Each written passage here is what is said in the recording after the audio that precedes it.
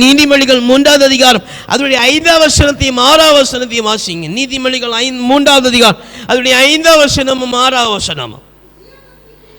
இங்கே சொல்லப்பட்ட காரியம் என்று இருக்கிற சுய புத்தியின் மேல சாயாமல் உன் முழு இருதயத்தோடும் கர்த்தர் மேல் நம்பிக்கையாய் இருந்து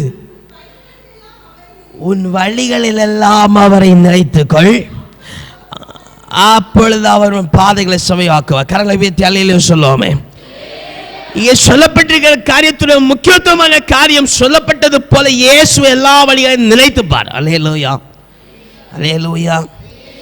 இயேசு பிதாவானவர் அதிகமாக நினைவு கூறதில்லைன்னு நினைக்கிறேன். அல்லேலூயா.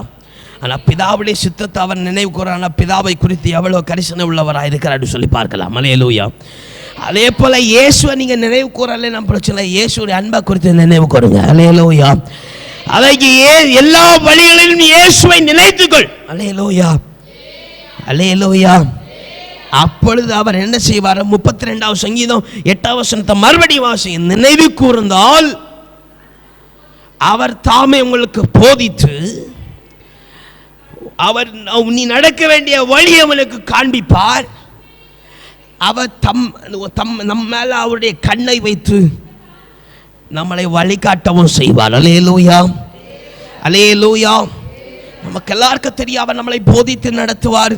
அவர் நம்மளை கருத்தால் விசாரிப்பார். நம்ம மேல அவர் கண்ணின் மணி போல நம்மளை காப்பார். எல்லாம் தெரியும். அல்லேலூயா அல்லேலூயா.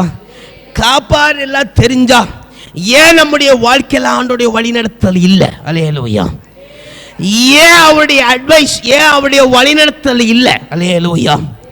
ஒன்றும் சொல்லப்படாது பாஸ்டர், ஆண்டவர் எங்களை வழிநடத்தா விட்டால் நாங்கள் இவ்வளோ தூரம் வந்திருக்க மாட்டோம். அல்லேலூயா அல்லேலூயா. நான் சொல்லுகிறது இந்த 2 நாள் 3 நாள் இருக்கிற ஆலோசனை அல்ல. அல்லேலூயா.